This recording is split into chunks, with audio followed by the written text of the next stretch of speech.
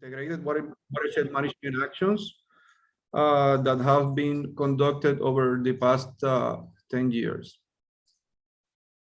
I'll be presenting also on behalf of our colleague, Lisa Van Diver from NOAA Restoration Center, who has been working closely with us in the implementation of this project.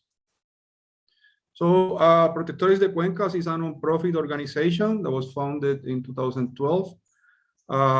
We have been working across our nation in different aspects of watershed planning, management, and also implementation of best management practices. So Culebra, it's 11 square miles island. It's roughly 2,000 residents. It's highly dependent on tourism based on its natural features. And it's been a priority for conservation for the Department of Natural Resources of Puerto Rico and also the Restoration Center from NOAA. Based on the attributes of these natural resources, mainly coral reefs and seagrass areas, a lot of investments and efforts have been conducted in Culebra to reduce the land-based stressors to the marine environment. And we are going to talk about a little bit of how that process has gone. So we started with the creation of an integrated watershed management plan back in 2011. It came out in 2014. This is a plan that captures mostly the problems of sediment runoff and also nutrients runoff to the marine environments. Most of these land-based sources of pollutions come from illegal construction activities and the creation and maintenance of dirt roads. More than 90% of the Culebra roads or access roads are dirt roads. So some of the models conducted during the watershed management planning preparation includes, of course, illicit discharge, problems with septic systems, and problems with infrastructure failures for sewer. And also nutrient loads from different sources, including non-disturbed land to have comparison. So since 2011, we have been implementing projects for reduction of sediment and also nutrients in Culebra with different approaches. Sorry. So for the purpose of conducting a specific work and delimitation of priority areas to work with, we have divided Culebra into close to 30 subwatersheds. And then we have made a process of evaluation and prioritization of those areas. This is an example of some of the dirt road system in the priority areas that we are working with. The different colors is just a matter of the different funding sources. But this is just to give you an idea on the areas that we are currently working and the areas that need to be worked on. Roughly 30 miles of these have been estimated as priority for stabilization. So far we have done half of those miles, and we have funding to complete the rest, mostly with NOAA funding. So based on slope, based on proximity to coral reefs, different subwatersheds were selected. And then that same approach was used to select the dirt roads or dirt road segments that were stabilized. Here are some of those practices implemented. We also have the opportunity to test these practices with the help of Dr. Carlos Ramos from the University of Texas in Austin. We were able to test which of these practices are working better than others so that we identify them, and we build them for the future and leave behind whatever are not working that good. And you can see we have check dams.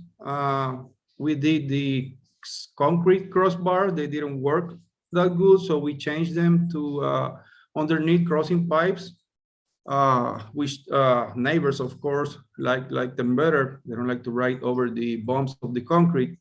But also having concrete with their roads, it helps to erode faster.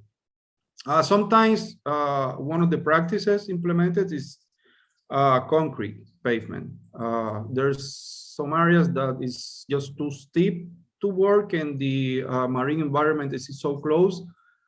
There's no possibility to build a lot of practices. So concrete pavement in combination with best management practices from reduction of water energy is the best option. Also, another option is to work with the cut slopes of the roads, not just the road, but also the bank of that road produces a lot of sediment that needs to be regraded. In this approach, we also have done several coastal stabilization projects. We have a combination of nature-based activities that benefit local visitors because it gives the opportunity of having public use infrastructure. But that same public use infrastructure is the practice itself. Like, for instance, if we are converting a dead road parking lot to a permeable parking, the parking could stay, and then the parking will function as the filter for the runoff from the sea parking and also from roads, adjacent roads network. And this is an example of Tamarindo Beach. This is the marine protected area of Cayo Luis Peña, which is managed by the Department of Natural Resources. And it also has a co-management board in Culebra that serves as the coordinators of the implementation of the plan for preserving this important area. So here we had a huge problem with vehicular access to the maritime terrestrial zone, and also vehicles had access to the beach itself. So our plan, our approach at the moment, this was back in 2011, was to build a permeable parking system combined of several layers of stones and also sand and geomembranes to prevent the sediment runoff to the sea. This is how the project ended up. Unfortunately, the hurricanes Irma and Maria hit this project very hard, and most of the practices were destroyed. So we got a chance to find additional funding from the Department of Natural Resources, the Coastal Zone Management Program, to be able to fix these issues. And this time we had a little bit more budget, so we wanted to build a project that will be more resilient to climate change. So we had the collaboration for this particular project from Tetra Tech in terms of capturing the design and the ideas that we wanted to build, and that was presented to the management board and the community. This is some of the practices built. We did the permeable parking, but this time we used some geo pavers to hold up the gravel in place and prevent it to going into the marine environment. This project was just completed a few weeks ago, and it's functioning. We are now testing. We're waiting for a couple of rain events to test it and maybe tweak a little bit of the practices. And we have a little bit of extra funding for another proposal that we're going to be expanding this project to the adjacent other parkings. Same approach we did in Sony Beach in Culebra, where we had a dirt road system and their parking lot that were draining directly to the marine environment, and it was converted into a permeable system. I'm going to use this overview here that you will see in other slides, because this is some sort of the application that we use, and it's called the train approach. Usually there's very small areas to do conservation practices, so we have to figure and engineer practices that will take advantage of that space. So we try to do as much as practices as we can in the available space. That's why you see that train approach from one to the other, and then finally to the permeable parking, so that the permeable parking itself is not just the one practice. Otherwise, it will need a lot of maintenance. This is the after picture of that project. And some of the materials that were used for that permeable system. Same approach was conducted in another marine protector, in another protected area, which is called Punta Soldado. And Tamarindo and Punta Soldado are not just important because of they are protected areas, but they are the area where coral farming is taking place by the Sociedad Ambiente Marino and NOAA, which also needs to lower the impacts of the sediment runoff to the coral farming activities.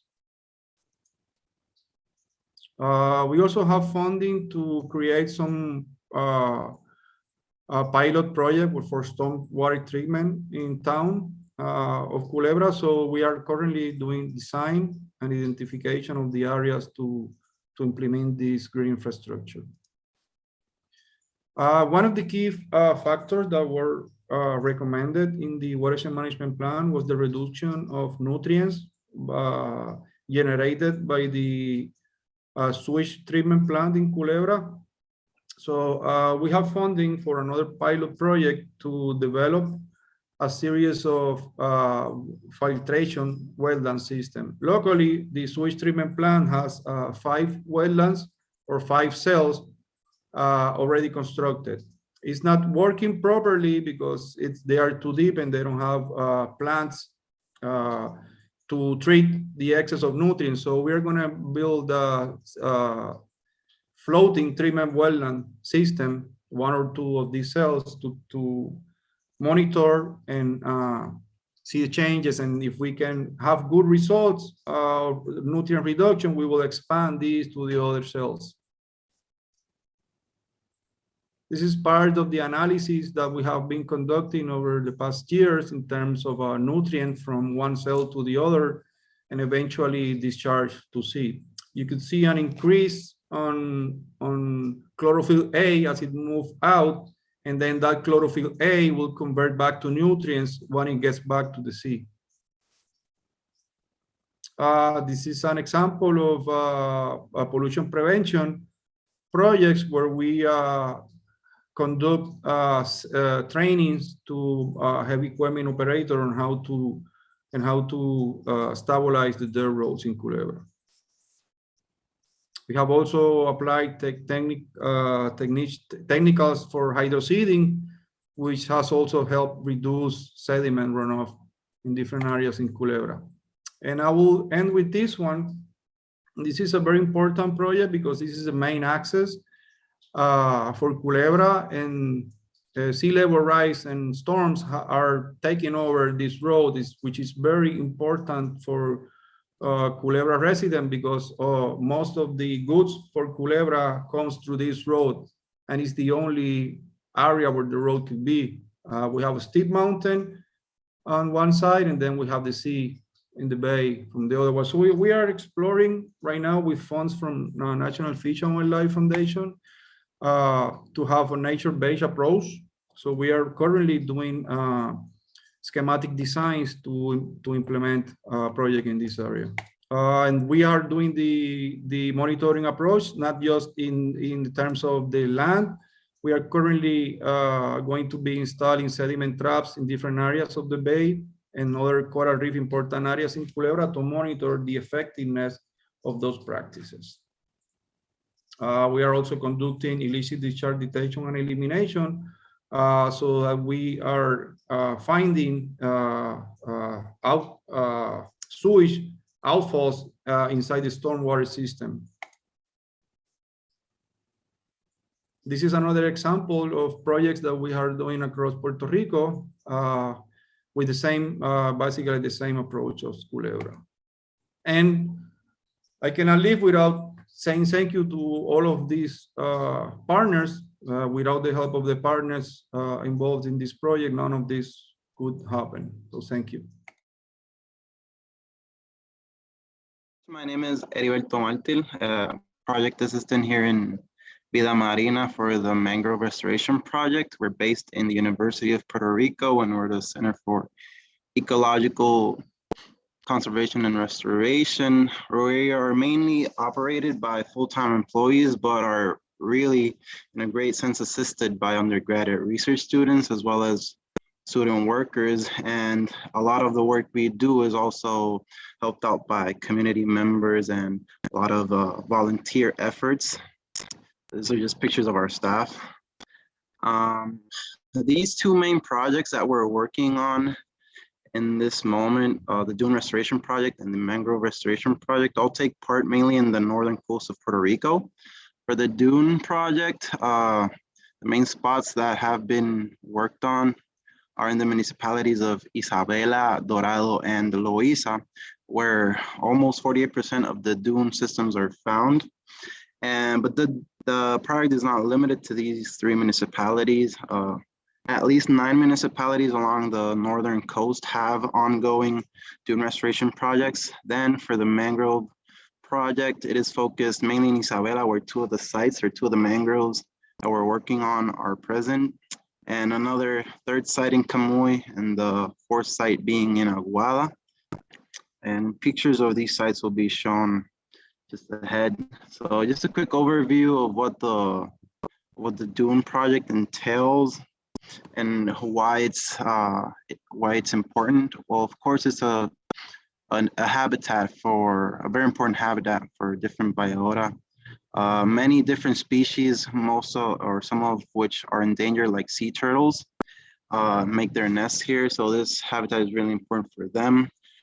This is also the main habitat where shorebirds and migratory birds find food once they arrive at our coasts.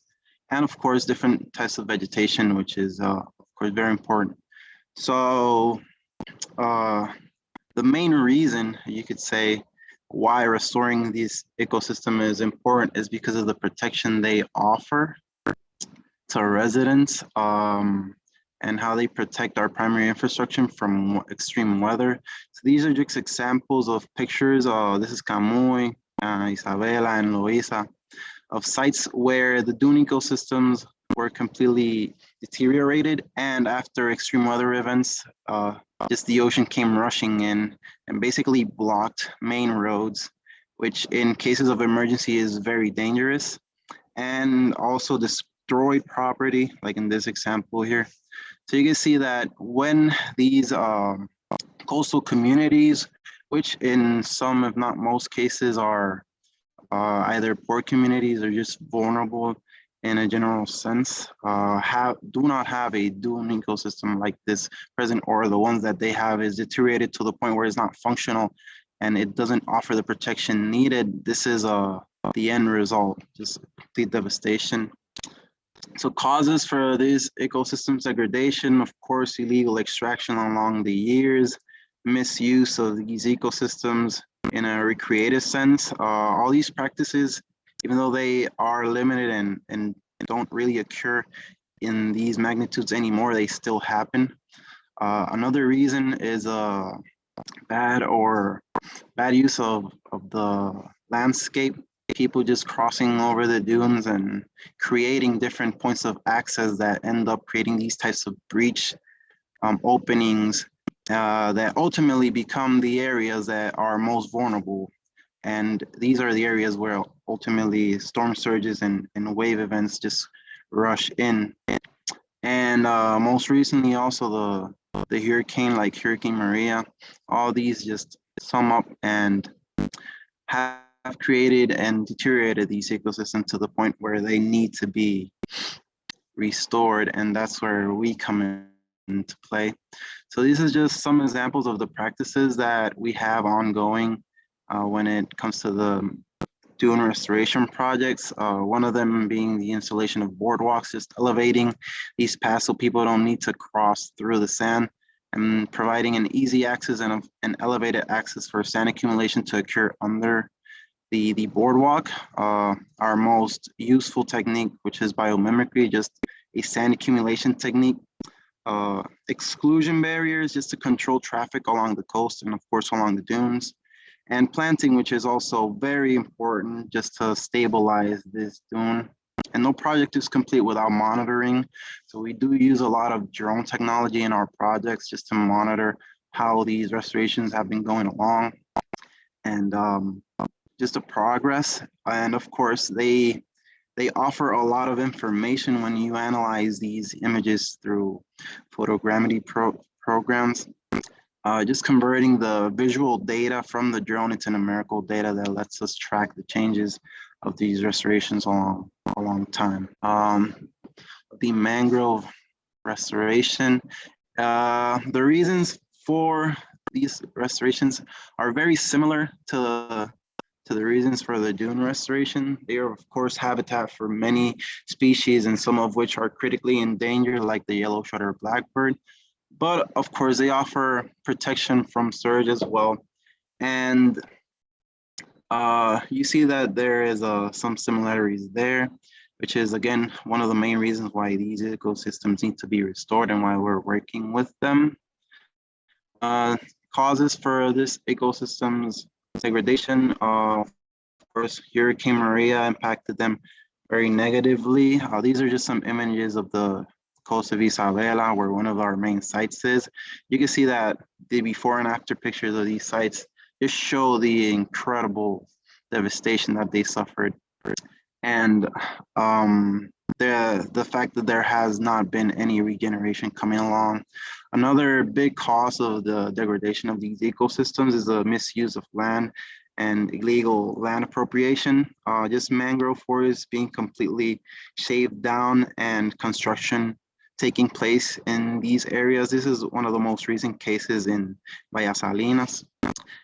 And of course, you could just appreciate how these ecosystems do not seem to be regenerating at all by themselves, which is why we've been taking action and just helping these ecosystems out. I would say that the main practices that need to be implemented when restoring mangroves is of course a propagation, because these are very wide stretches of land, and when you don't have access to these seeds and the mangrove is not regenerating, then we need to plant new plantlings in these sites, and propagation is key for this activity. Of course, planting needs to take place. Hands-on planting is, I think, one of the most important activities. Just reintroducing these plants into these ecosystems. In some cases, it is needed, and in other cases, you can just slightly take a slighter approach when planting, just if seeds are readily available. But yeah, most of our projects right now do involve a lot of planting. And of course, monitoring is also important. This is also done with drone technology, just mapping out the sites, and they let us know what parts of the wetland need to be planted sooner than later. And of course, help us keep track of what we've been planting and where. And monitoring also is of species of animals. And lets us just know if the restoration has been going along well, when you see that species that weren't present in the past are or have been reintroduced. So I would say that the most important part of all of our projects is the community involvement and the outreach. So these projects are basically to serve the community and to help communities out. And so when you involve the communities, they kind of have a greater sense of responsibility, and just letting them know and teaching them about what is needed and how to protect these sites. I guess this just makes the restoration go along easier, and it sets up the restoration for a longer and more productive activity along the way. So I think that is all in my part. So if any of you have any questions, please let me know. I just wanted to mention that I joined EPA almost 7 years ago. Prior to this, I was the director of the New York State Pollution Prevention Institute, which has a mission of making New York State more environmentally sustainable. As part of the Institute, I oversaw a community grants program where we offered both technical and financial support to NGOs and volunteer groups throughout New York State. So I was able to visit them and just see all the wonderful work that was happening in New York. But it was also during this time when I was in this position when a small community in Tonawanda, New York, realized that there was a cluster of rare cancers in their residential area. Over time, the residents joined the Clean Air Coalition and took their own air samples. The results showed extremely elevated levels of benzene, which was coming from Tonawanda Coke, a Coke factory in their backyard. Our institute at that time was involved as a resource to assist the community following these results, and we built strong relationships with the residents. I just wanted to let you know this because I have a very strong appreciation for citizen science and for empowering communities to advocate for their health and their environment. So when I came to EPA Region 2, I was just thrilled to have the chance to lead our citizen science program. And it's been a real pleasure to do this over the last 7 years. However, the program would not be what it is today without our Region 2 Citizen Science Coordinator, Rachel Lita Graham. She implements this program on a daily basis, and I believe she's on today, and I did want her to say hello and turn on her video, but I don't know if she can. So Rachel, if you are able to, please do, but correct. If not, it's okay. I just wanted to say that Rachel has really grown and expanded our program. She's held numerous workshops and trainings, offered technical assistance on a variety of topics, and built a strong network of partnerships along the way. So thank you, Rachel. And if you have questions on this program, please reach out to her afterwards. Next slide, please.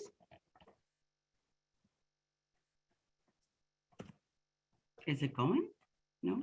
Oh, there we go. Sorry. There it goes. Perfect. So our division has housed the Citizen Science Program in Region 2 since 2010. And we're currently the only region in EPA with a dedicated Citizen Science Coordinator. For the last 10 years, our program has hosted a series of workshops, forums, speaking engagements, and trainings. We've partnered and collaborated with our states, our territories, and our Indian nations wherever possible. Our program supported Puerto Rico for the Earth Echo Water Challenge by providing training on benthic macroinvertebrate collection and by providing 150 compartment bag test kits annually to the San Juan Bay Estuary program. And this was to be used in their community-based E. coli sampling. So we're happy to support wherever we can. One of the most successful components of the Citizen Science Program has been our equipment loan program, which is available to educators, citizen scientists, community groups, NGOs, and university partners throughout the region. Next slide, please. Our loan program is currently focused on water, but we're working on expanding the program to include air. So you can see from the slide, we have equipment that we can loan out that measures water quality parameters. In the upper left, we have the YSIs and GPS, and we have the pathogen monitoring at the bottom. That's the IDEX sealer, the incubator and light box with the UV light, as well as on the top right, you can see the trawls, the microplastics, the trawls that are used for microplastic collection. In fact, in 2017, we partnered with San Juan Bay Estuary Program to provide training on the sampling of microplastics, both in a boat with the trawls and also on the beach. And after we did this training, San Juan Bay Estuary continued to continue this work, and they utilized our loan program for multiple years. So in New York and New Jersey, the equipment is loaned on a short-term basis, but in the Caribbean, we have something a little bit different. Instead of just the loan program, we have equipment loan centers, and I'll describe these shortly. Next slide, please. So in 2011, our division made it a priority to increase our focus on critical science needs in the Caribbean. We partnered with our EPA Caribbean office and participated in a first-of-a-kind science visit to the Caribbean, where we met with government and university organizations in both Puerto Rico and USVI. The focus of this visit was really on exploring opportunities for science communication and collaboration. It was realized at this meeting that we really needed to formally establish a group involving science organizations so that we could address the science needs for the Caribbean in a way where we can leverage each other, leverage our limited resources, and really make it comprehensive. So in 2012, we partnered with our Caribbean division and we established the Region 2 Caribbean Science Consortium. And the goals of this are to really expand science, collaborate, and facilitate the exchange of information as part of our environmental science programs and activities. Next slide, please. Just to give you an idea of the groups that are involved with the Science Consortium, I just wanted to have the list here for you. And a few highlights that we've done over the last several years. We've facilitated and provided technical assistance on key projects, including Caño Martin Peña. We organized an event in Puerto Rico to focus on the science issues facing the non-PRASA drinking water systems. We developed a 2-day Caribbean citizen science workshop that focused on key science needs of Puerto Rico and the Virgin Islands. And instead of, as I mentioned, instead of having just a loan program, we launched equipment loan centers with our university partners. So in the Caribbean, we've established 7 loan centers. 5 are in Puerto Rico and 2 are in the Virgin Islands, each with their own full set of equipment maintained by university staff. Next slide, please. So as you can see, just briefly, the centers are spread out. So we have one on St. Thomas, one on St. Croix, again at the UVI locations. The loan centers are responsible for providing training and technical support to NGOs and volunteer monitoring groups in the area. Next slide, please.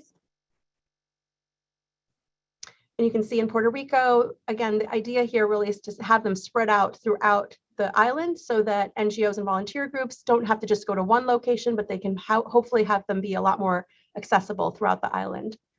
So we've been putting this together the last several years. We've really enjoyed working on it. And again, the idea is to bridge strong relationships between also the NGOs and the universities and allow access to the equipment on a rolling basis, because in the Caribbean, sampling can really occur throughout the year. We're more limited in the Northeast. Next slide, please. So I've pretty much mentioned the main points here. So next slide. Just to give you an idea of the organizations and universities who have leveraged our loan centers in the Caribbean.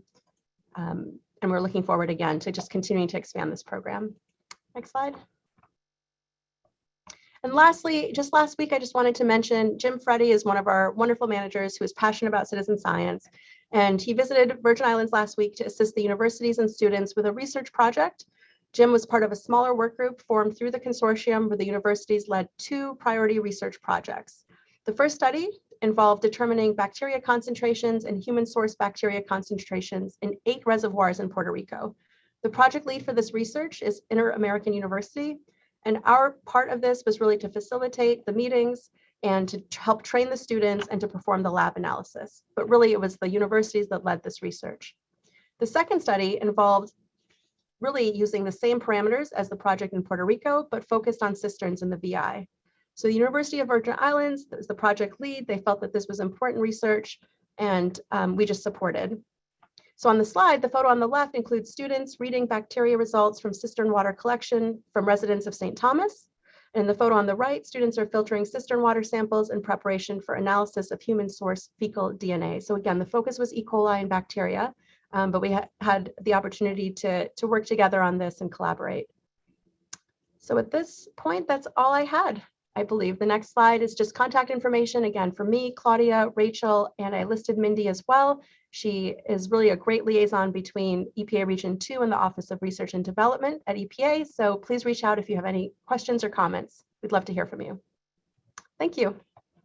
So good afternoon, everyone. My name is Jennifer Valiulis, and happy Earth Week. I hope that everyone is having the opportunity between these virtual sessions to get outside and enjoy some outside time. I'm the executive director of the St. Croix Environmental Association located in St. Croix in the U.S. Virgin Islands. We are we're known as C locally. We are a small nonprofit established in 1986. So we've been around for over 35 years. And so I'm gonna start by telling you some of the work that we do. So the work, all of our work falls under 3 umbrellas: education, conservation, and advocacy, although they're very much intertwined and intermingled. So to start off, I'll tell you about our education work. We have an amazing environmental educator named Olivia Walton.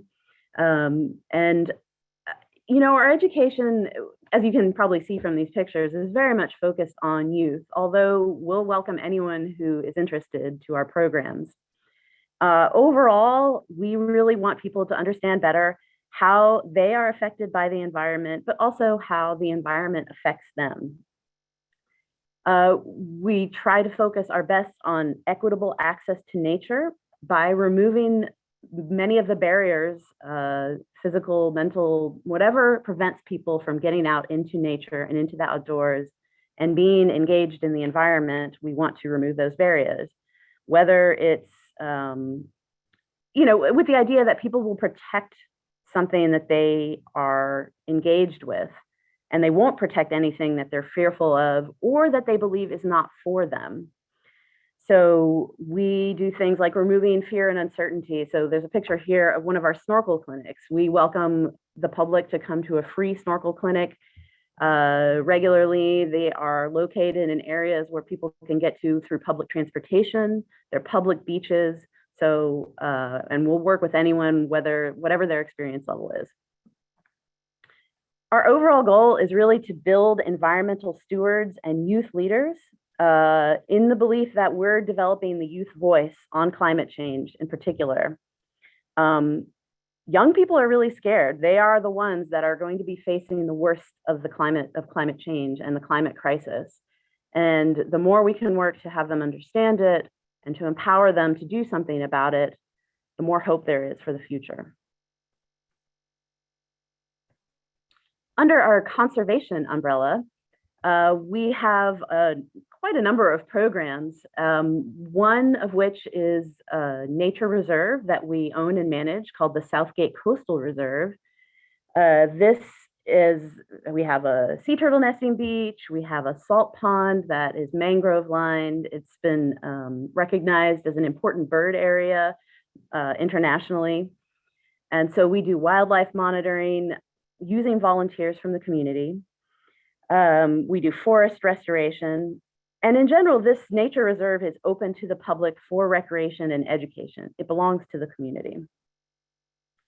In addition, with a focus on climate change, it's also an important corridor for the inward movement of habitat with sea level rise. We also have a number of on-the-ground conservation projects. You can see some pictures here. We have our tree planting teams. We have our lizard, we don't have a lizard picture, but we have a bird blind that allows the community to go and check out the salt pond. We have beach cleanups. We have sea turtle monitoring, all sorts of things towards preserving our natural ecosystems. And in addition, we work with private landowners so that it's not just, nature in specific places. Nature is everywhere, and therefore climate solutions are everywhere. In people's yards, in nature reserves, along the roads, in parks. Now, under our advocacy umbrella, this has, changed and evolved throughout the 35 plus years of our work. But in the last year and a half to 2 years, it's really been dominated by some issues, to put it mildly, with an oil refinery on St. Croix. If you've heard of us at all, it's likely because of this issue. It's a very long story, a decades-long story. If you want to hear some more details, there's a talk tomorrow by David Bond that will go into more details about this. But the very, very short version is that one of the largest oil refineries in the Western Hemisphere and in the world was located on St. Croix. And it was shut down in 2012 for a variety of reasons, not the least of which was environmental violations and impact. It was reopened a little over a year ago with not enough monitoring, it just wasn't ready for it. And not surprisingly, there were many accidents. Many people on St. Croix were injured, were affected, their water supplies were affected, lots of contamination. These pictures that you see here, one is a fire that rained oil throughout the island downwind from the oil refinery, so out into the sea, so at least 8 miles away. Another picture is a gas cloud floating over a nearby neighborhood. This received national and international attention, and ultimately was the oil refinery, after 5 or 6 months of operating, was shut down, fortunately, by the EPA. But it took a lot of work from our community to bring the attention that was needed to this issue. We held community town halls. We did a community impact survey, and this was not just C, but it was with our other nonprofit partners, all of which are very small nonprofits. What it boils down to really is that we lifted the voices of the community that were not being heard by anyone. And these were people who may not consider themselves environmentalists, but whose cisterns were being contaminated by oil, whose breathing was not, who couldn't breathe, whose children were getting sick by this issue. And their voices were heard through this survey and through these town halls. So that's a very, very short version of what we do. I'd love to tell you more. And so if you are interested, please ask. But I want to close by talking about some of the challenges and unmet needs that we face. And, there are many, many of them. So choosing just a few to highlight was a little difficult, but these are some of the ones that we particularly face. Funding is an issue for everyone, of course, but in particular, funding for community organizing and youth outreach that isn't specifically tied to a very specific deliverable and that is ongoing. So something that we can build a program off of once the year is up or the 6 months is up, is something that is really needed and I think will have a disproportionate effect, meaning a little goes a really long way. Again, our youth are really passionate about this. They just need a little guidance on where to go. Job training and adequate compensation for jobs locally.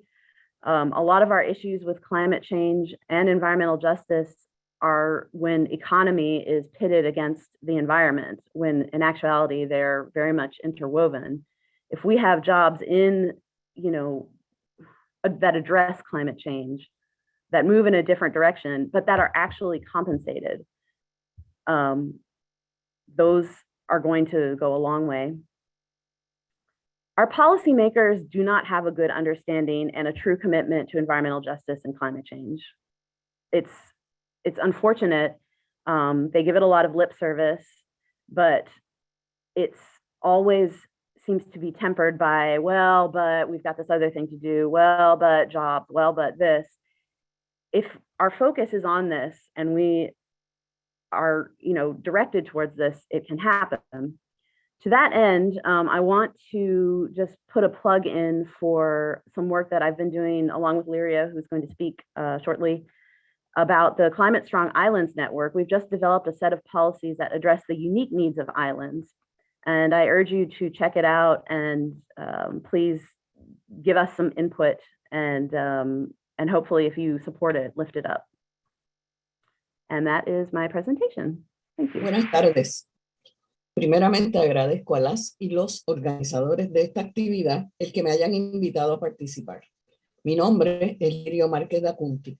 Yo soy la directora ejecutiva del Fideicomiso de Conservación e Historia de Vieques. Lo que voy a presentar es lo que hacemos en nuestra comunidad. Pero alrededor de Puerto Rico, en las Islas Vírgenes Americanas y Británicas y en las islas en todas partes del mundo ocurren acciones similares.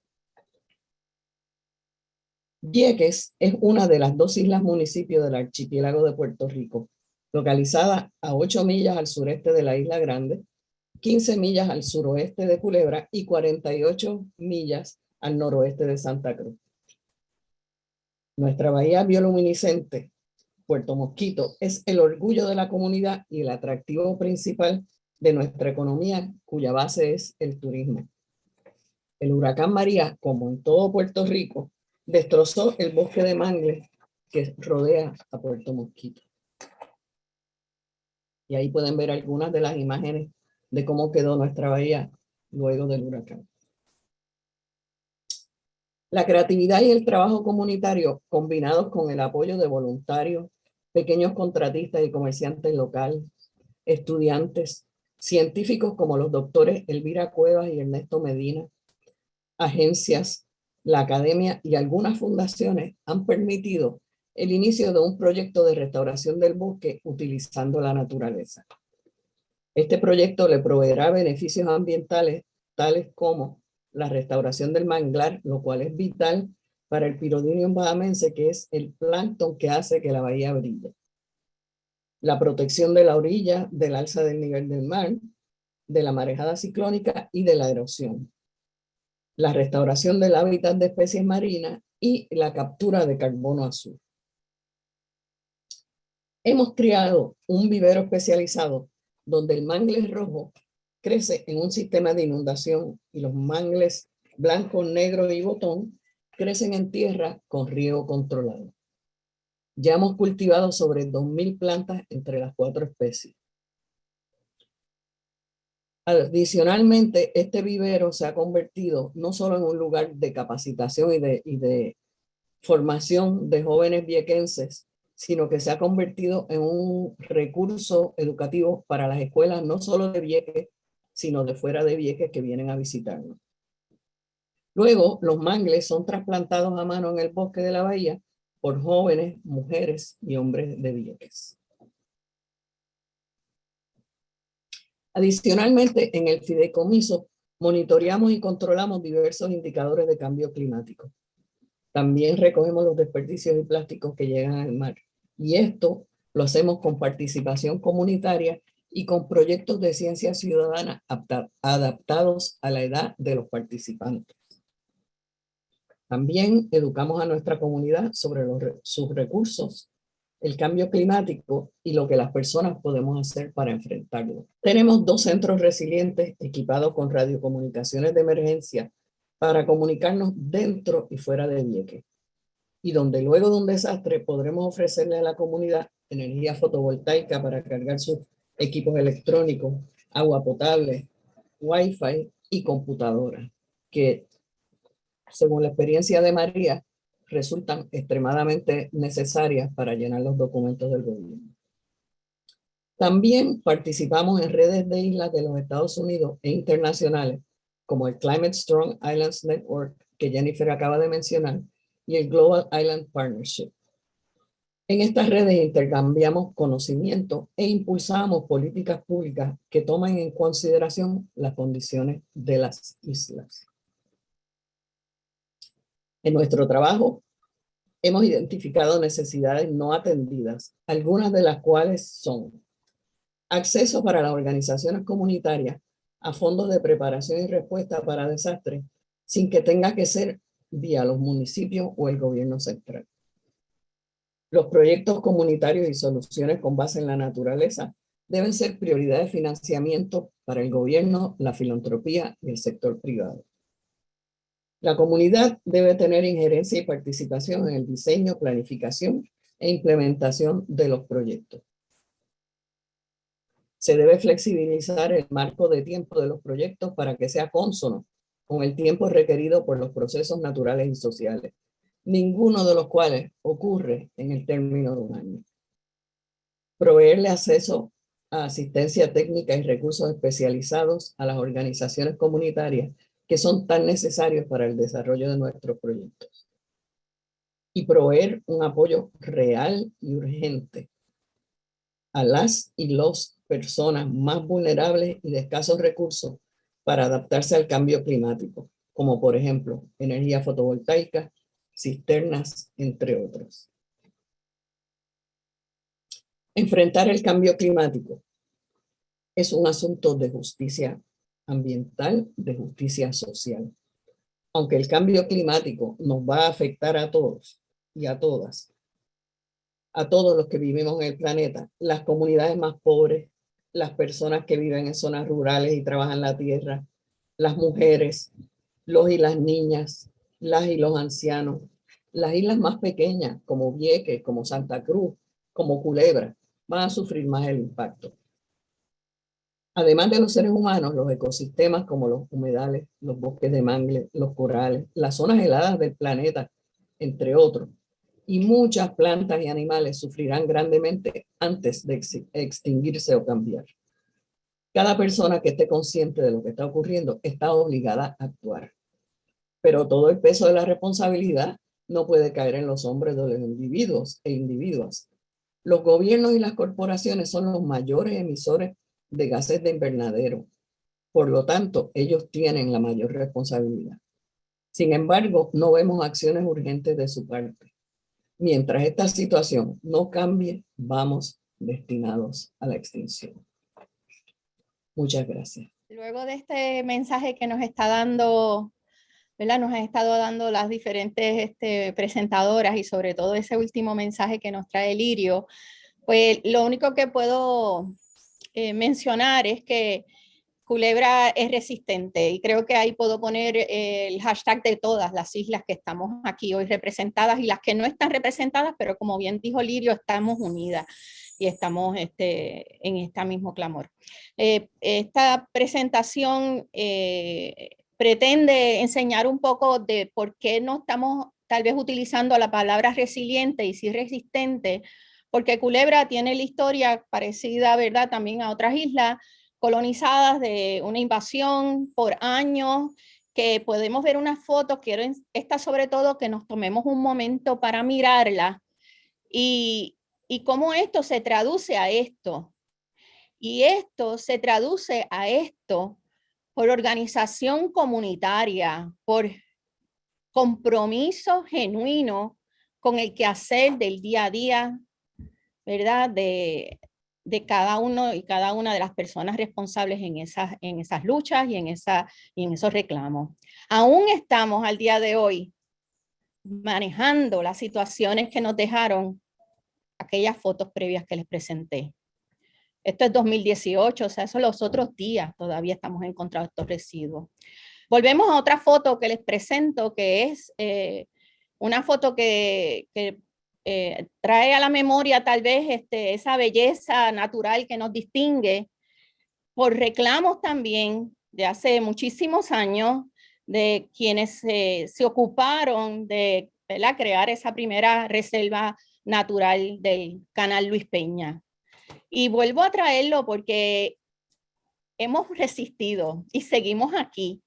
Es indispensable que conozcamos esa fuerza que tenemos. Y al escuchar a las compañeras no puedo dejar de pensar y ver las fotos de esos jóvenes, esos niños y esas niñas, dejar de pensar en cuánta capacidad hemos tenido, tenemos y sé que tendremos.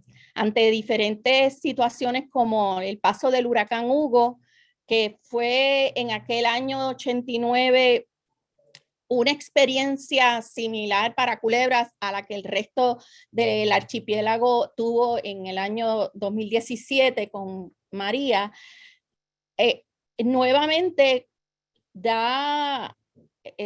da esa experiencia el que creamos que podemos seguir uniéndonos en esfuerzos para desarrollar una visión en común, y ahí es que nace años después, ¿verdad?, la organización que coordino.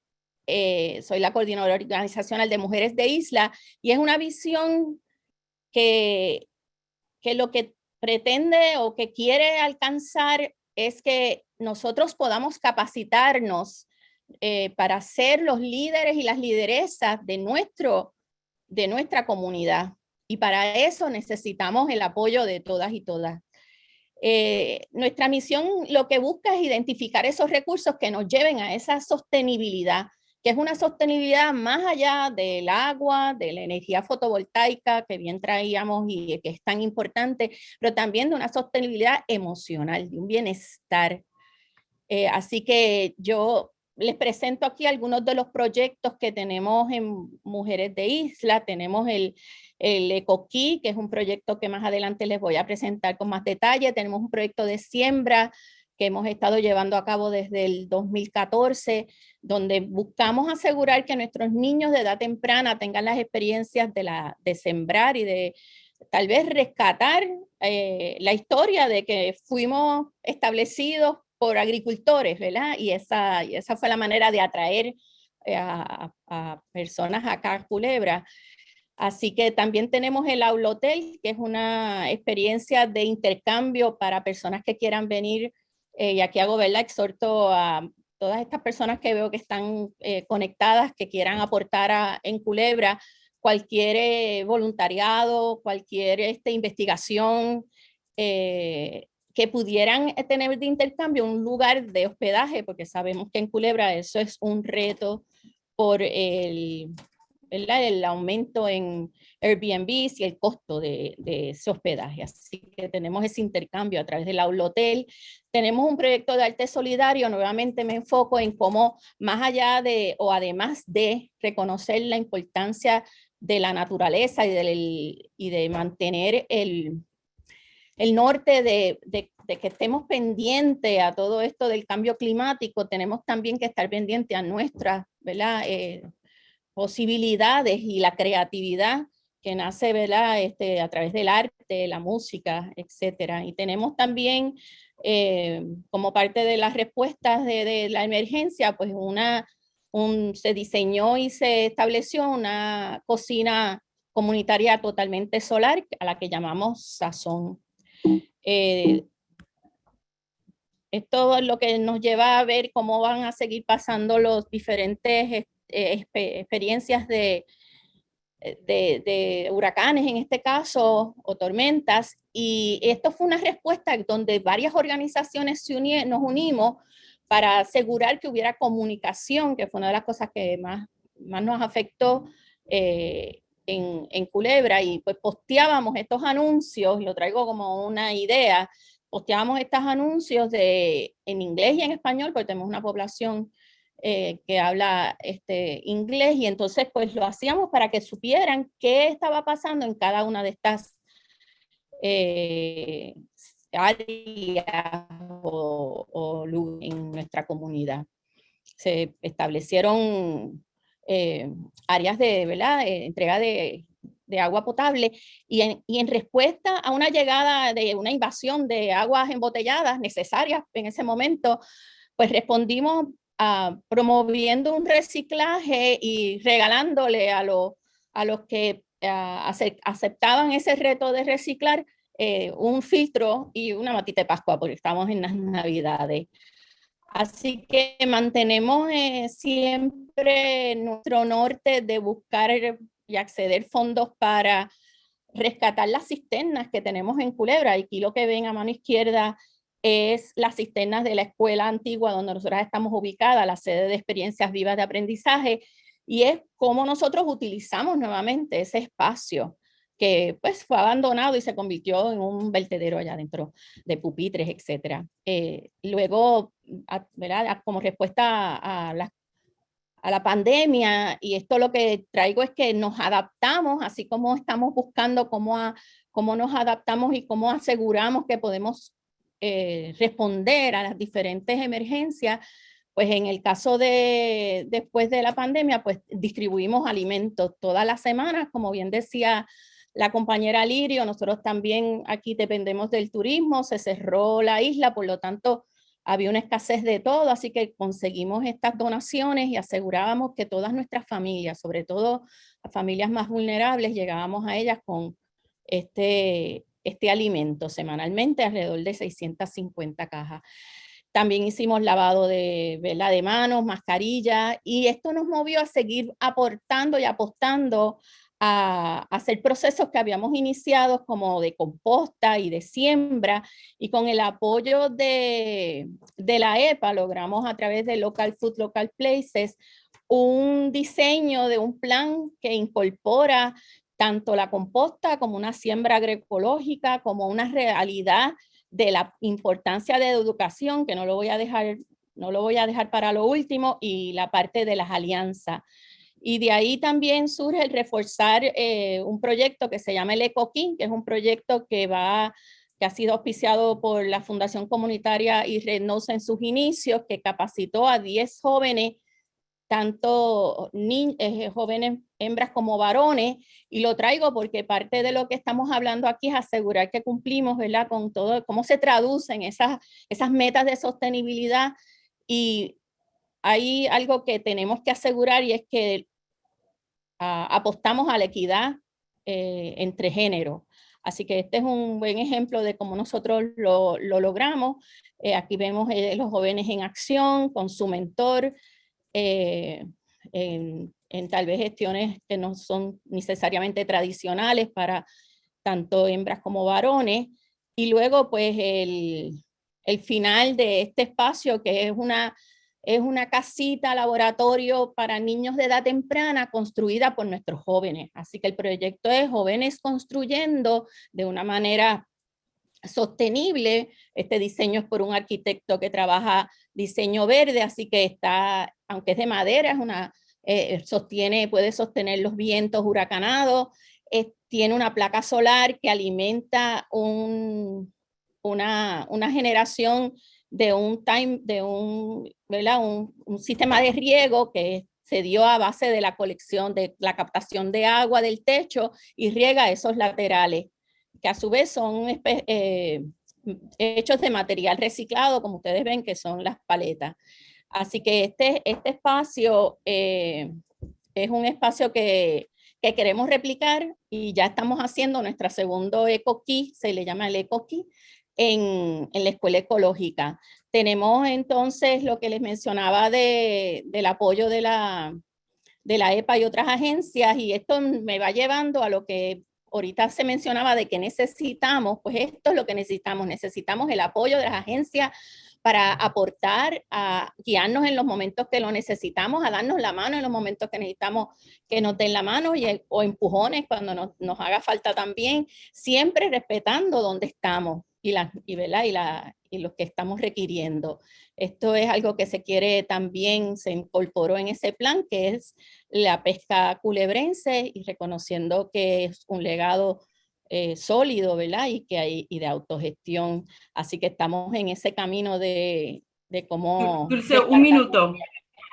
Ok, este es el segundo EcoKey que estaba mencionando, que gracias también con fondos de IDF y de Stifton Foundation vamos a tener una carreta solar, donde entonces esa carreta solar va a recoger los residuos de la composta, y luego va y se estaciona a donde esté el EcoKey para coger la energía para su equipo electrónico. Y nada, nosotros estamos apostando a que podemos ser la primera isla solar de las Américas, y nos llevamos con nosotros también Vieques y el resto del archipiélago, y buscamos. Y la pregunta que tengo realmente, además de todo lo que se ha traído, es dónde está el Departamento de Educación en esta invitación, y dónde están nuestros jóvenes y las voces de ellos, para que nosotros les escuchemos y con ellos trabajemos su presente y su futuro. Muchas gracias nuevamente por la oportunidad. Gracias a todas. Voy a tratar sé que estamos cortos de tiempo. Como bien mencionó Claudia, mi nombre es Marissa Reyes Díaz, formo parte del colectivo agroecológico Guakiá. Nosotros estamos ubicados en Dorado, en Puerto Rico, al norte, y estamos ubicados en Dorado porque fue, ¿verdad?, el espacio que logramos conseguir con tierras con una colaboración, ¿verdad?, a través de una colaboración y a través de un arrendamiento justo por unas hermanas dominicas de la Santa Cruz que son dueñas de este terreno, y pudimos hacer, ¿verdad?, los acuerdos de colaboración. Así que logramos acceso a la tierra, que es la primera dificultad que tienen muchas veces la mayoría de los agricultores y agricultoras de Puerto Rico, a través de esa colaboración con una entidad privada, y en este caso religiosa. La finca componen 11 cuerdas en total, desde el tope, la parte de atrás, como pueden ver, esta parte de aquí es un mogote, hasta la parte en el norte está la comunidad de San Carlos, que es donde se nos han centrado muchos de nuestros trabajos con la comunidad, y al sur la carretera 695. Así que es una finca accesible, ¿verdad?, para la mayoría de las personas, y justo, ¿verdad?, colindando con una comunidad de escasos recursos sobre todo, y que en muchas instancias ha sido abandonada por distintos espacios y procesos, ¿verdad? Sobre todo de gobierno. La comunidad de San Carlos se vio sumamente afectada luego del huracán María, y ahí es donde se centran nuestros espacios. Y tengo que, ¿verdad?, señalar que nosotros como colectivo llegamos a estos predios en el mismo 2017. Nos enfocamos en sacar basura, ya se había transformado la finca en un vertedero clandestino, así que ese fue el primer enfoque, y hacer una caminata por la comunidad para que nos conocieran, nos vieran las caras. Y después de eso llega el huracán Irma y María. Nuestro enfoque, ¿verdad?, sobre todo desde Guakiá, que significa nuestro o nosotros, y lo vemos ¿verdad?, desde distintos frentes, es producir alimentos, tecnología y experiencias de aprendizaje accesibles a la comunidad puertorriqueña mediante el trabajo colectivo y agroecológico. Y eso, ¿verdad?, lo hacemos de distintas maneras, y luego de hacer esa primera caminata por la comunidad y que nos vieran, van surgiendo, ¿verdad?, otras posibilidades, otras alternativas, y entre ellas fue un programa de composta comunitario donde pasábamos a recoger, ¿verdad?, cuáles eran esos materiales que ellos podían descartar y cómo podían manejarlo. Y nosotros en la finca facilitamos ese proceso. Durante el proceso, ¿verdad?, de recuperación inicial del huracán, hicimos muchos procesos de comidas accesibles para la comunidad, que en muchos de los casos era la primera comida caliente durante esa semana. Definitivamente fue una comunidad bien abandonada, y el recurso agua fue uno de los más limitados durante ese proceso de recuperación, además de la electricidad, que como bien sabemos todos y todas sufrimos esos estragos. Y la finca se volvió, ¿verdad?, como un espacio de encuentro, de respiro, de relajar, de encontrarnos y hacer otras posibilidades, ¿verdad? Así que no solamente empezamos a hacer bingo a través de unos festivales donde abríamos la finca, la gente llegaba, compartía, participaba, y esto da, ¿verdad?, una sensación de alivio, un espacio de recreo donde es seguro tanto para la niñez como para las personas adultas. Y también, ¿verdad?, empezamos a vender los productos de la finca de manera accesible para las comunidades. Así que de esa manera, ¿verdad?, se va intensificando la actividad comunitaria en la finca como un espacio de encuentro, espacio de aprendizaje y espacio de sanación, un poco también con la naturaleza y con lo que significa la producción agrícola, y reconociendo, ¿verdad?, lo que, la vulnerabilidad que representa la producción agrícola ante la crisis climática. Y así, ¿verdad?, un sinnúmero de talleres y bienvenidas de cómo podemos producir alimentos de una manera más sostenible y justa con el clima, con el ambiente, con el ecosistema y con las comunidades sobre todo, ¿verdad? Que no sea un proceso de exclusión, sino un proceso de que se formen parte, ¿verdad? Una de las limitaciones que tenemos en la finca es el acceso al agua, así que dependemos de lo que cae de lluvia, y yo sé que todos y todas aquí sabemos que es un factor limitante y que se va a volver cada vez más escaso, ¿verdad? Con el cambio climático y la crisis climática que nos estamos enfrentando, es el recurso que limita por esencia entonces la producción agrícola. Regreso a esta imagen, ¿verdad?, para repasar un poco ese contexto y qué hay, ¿verdad?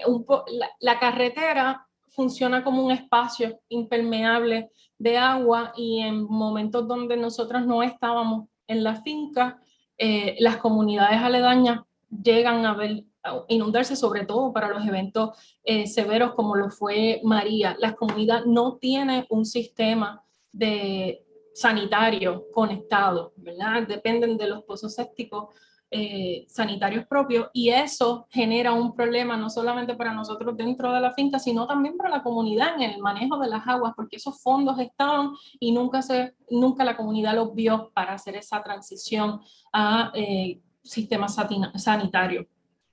Así que eso es una dificultad que reconoce la comunidad y que no necesariamente tiene acceso a cómo cambia esa situación. Para nosotros la limitación, ¿verdad?, también es el agua como recurso, que ellos también se vieron afectados durante el huracán María. Así que como colectivo tenemos la visión de que podamos hacer accesible a la comunidad centros de recuperación, una planificación resiliente comunitaria porque al final de cuentas, ¿verdad?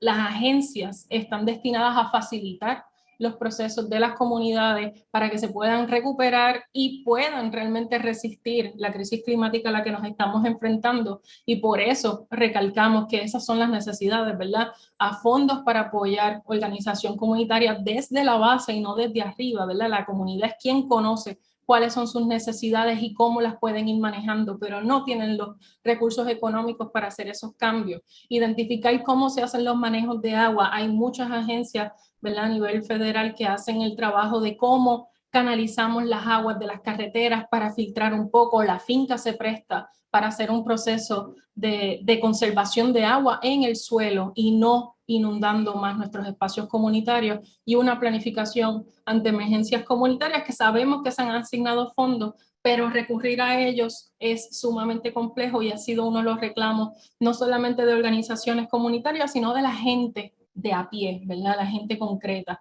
Así que esperamos, ¿verdad?, que esto funcione para seguir ampliando esa escucha desde la base y cómo podemos, ¿verdad?, conectar todas las agencias y las comunidades para poder lograr los cambios que sabemos que necesitamos y que tenemos la capacidad de llegar a ellos, pero nos faltan recursos o nos faltan asesorías. Así que gracias por el espacio y quedo atenta a cualquier pregunta o duda. Muchas gracias a todas. La verdad que definitivamente el trabajo que están haciendo es increíble y tenemos todos que aprender mucho de eso. Entonces ahora quisiera abrir las líneas, creo que las abren automáticamente, y si tienen preguntas, por favor, o comentarios que le quieran ofrecer a nuestros panelistas, se los agradeceríamos, o si lo quieren poner en el chat. Si van a hacer la pregunta, pues hagan la pregunta y pueden salirse, o sea, pueden entrar al video. Así es que vamos a ver si tenemos alguna preguntita por ahí. Ok, so Ruth Santiago dice, ¿podrían hablar sobre la cantidad de terrenos agrícolas disponibles en Puerto Rico y las amenazas que enfrentan? No sé quién quisiera responder a la pregunta. Dulce, por Yo favor. puedo responder a la pregunta desde Culebra. En este momento, Culebra tiene terrenos agrícolas, pero no están designados como tal. No tenemos ningún terreno ahora mismo designado. La especulación de grandes intereses, ¿verdad?, comprando los terrenos de Culebra es inmensa. Así que nada, lo dejo ahí, por lo menos en Culebra. Yo no puedo hablar del resto de la isla, del archipiélago, pero en Culebra en este momento no lo hay. Y estamos buscando que así se, inclusive a través de la administración municipal, que se pueda identificar terrenos y podamos rescatarlos para esto. Okay, Puedo decir brevemente, ¿verdad?, que se ha documentado que Puerto Rico presenta una pérdida histórica del 70% de las tierras agrícolas desde 1966. Esos son, ¿verdad?, estudios y censos a través de las agencias federales. Y ahora mismo una de las más grandes amenazas que estamos trabajando y que estamos luchando es la pérdida de terreno o la amenaza de pérdida de terrenos agrícolas por proyectos industriales de placas solares, ¿verdad? Y pensamos que esto nos los han pintado como algo compatible, pero las propuestas que están llegando a Puerto Rico no es compatible una producción agrícola con una producción tan a gran escala de energía renovable. Necesitamos energía renovable, la necesitamos con urgencia, y Puerto Rico tiene el desparramiento urbano suficiente para cubrirlo con placas solares, terrenos impactados y no terrenos agrícolas que necesitamos con urgencia poner a producir. Necesitamos manos, pero si el suelo, que es lo más esencial y es lo más básico, no está disponible, no podemos producir el alimento. Recordando que el 85%, alrededor del 85%, viene de afuera de lo que consumimos aquí, y que en un momento de emergencia, reconociendo la vulnerabilidad de la crisis climática que nos enfrentamos, tenemos alimento para 2 semanas. Así que es urgente hacer un plan agrícola a gran escala, pero sobre todo también es urgente que se protejan los terrenos agrícolas que ya están calificados dentro del plan de uso de terreno y que no se hagan accesibles para proyectos industriales u otros desarrollos, porque necesitamos desarrollar la producción agrícola. Esencialmente que haya un balance. Lirio y después Gredia, por favor. Bueno, de nuevo, yo hablo como Dulce sobre Vieques. Aquí tenemos una situación, y es que hay terrenos que fueron calificados en el primer borrador del plan de uso de terreno y del plan de ordenamiento territorial como terrenos con aptitud agrícola. Son terrenos agrícolas, es un valle, tiene un acuífero bajo este valle y hay ahora mismo varios grupos comunitarios trabajando agricultura en ese valle. Y voy a hacer una parte. Y el más importante de esos grupos, o el más maravilloso, son todas mujeres. Porque las mujeres en Puerto Rico estamos, de verdad, estamos trabajando bien fuerte para ayudar a nuestras comunidades. Sin embargo, el gobierno de Puerto Rico está cambiando la calificación de esos terrenos y lo están haciendo por vía de ley. Por ejemplo, en Vieques, la ley contemplaba, igual que en Culebra, unas fincas familiares de 5 y hasta 25 cuerdas. Estas fincas están siendo cambiadas de calificación por ley, no porque dejen de ser de valor agrícola, sino que se están cambiando por ley para entonces venderlas a desarrolladores. ¿Y qué ocurre? Nuestras islas son bien pequeñas, no podemos seguir perdiendo terreno porque nos vamos a morir de hambre.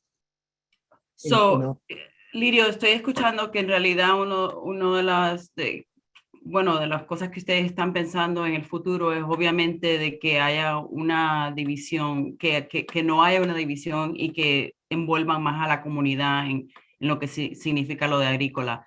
Y obviamente si viene del Estado, pues sería una petición para el gobierno de Puerto Rico y obviamente lo estamos anotando, como saben, se está grabando la conversación y esto va a ser después asimilado por todo el grupo que puso la conferencia y van a salir unos cuantos puntos que definitivamente me imagino que va a estar ahí.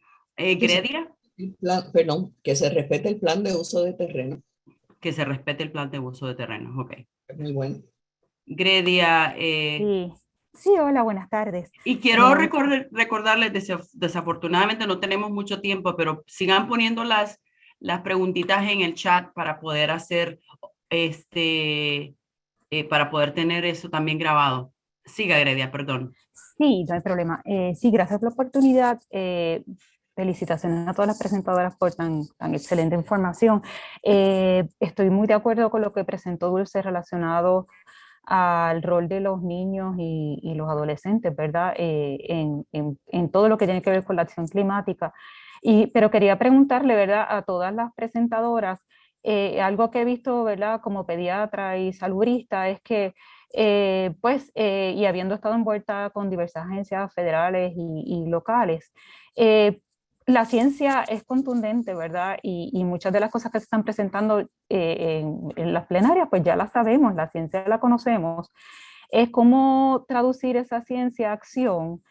Y quería preguntar, ¿verdad? Veo siempre cuando me uno a estas actividades que se está haciendo mucho. Cada una de las diferentes grupos, organizaciones, ya sean gubernamentales o NGOs, están haciendo mucho. Pero desde el punto de vista de proteger nuestras tierras, ¿verdad? Y proteger nuestro patrimonio, que es mucho más que tierras, es nuestro patrimonio cultural, es nuestra identidad, etcétera. Frente a lo que es la amenaza del cambio climático y todos esos determinantes sociales que impactan y que entonces dan lugar a la injusticia climática, a la injusticia ambiental.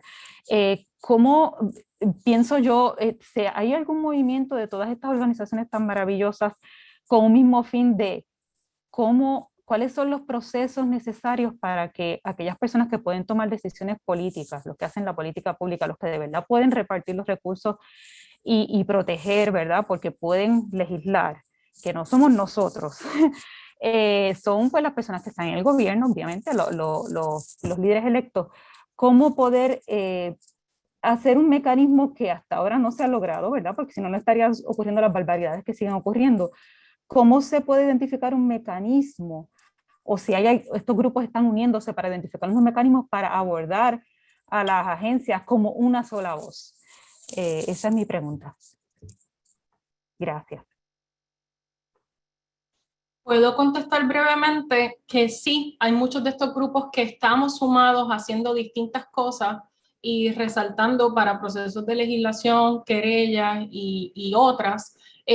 Pero el pensar que la ciudadanía, ¿verdad? O la población no tiene voz en estos procesos es erróneo, y el problema que muchas veces tenemos las organizaciones al denunciar estas cosas es que nos tildan de que no tenemos legitimidad activa dentro de los tribunales, por ejemplo, y legitimidad activa es que yo no me veo supuestamente directamente afectada por X o Y situación. Entonces es bien importante que las voces de la gente se escuchen, que levanten la voz ante estas amenazas, porque son los que están más cerca de estos proyectos y más cerca de estos espacios vulnerados, los que tienen la voz cantante, y que estamos las organizaciones puestas para ayudarlos y apoyarlos y sostenerlos, pero necesitamos que la gente se atreva, ¿verdad? También a formar parte de estos procesos y a asumir la responsabilidad que tenemos, ¿verdad? Como habitantes de este archipiélago.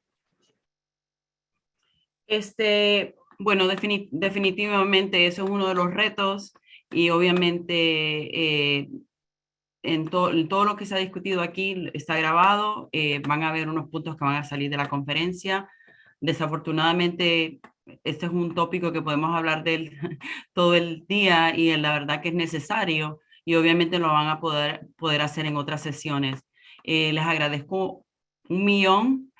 Muchísimas gracias por su participación. De verdad que la conversación debe continuar, y continuamos con el trabajo de cómo combatir el cambio climático. Muchas gracias, y que sigan disfrutando de la conferencia. Gracias. Cualquier otra preguntita o cualquier otro comentario, siempre pueden mandarlo por correo electrónico. Van a tener oportunidad de hacerlo de otras maneras. Y obviamente los retos y oportunidades que puedan haber para poder trabajar en esto y llegar y tener sostenibilidad en el futuro. Ok, muchísimas gracias y que disfruten.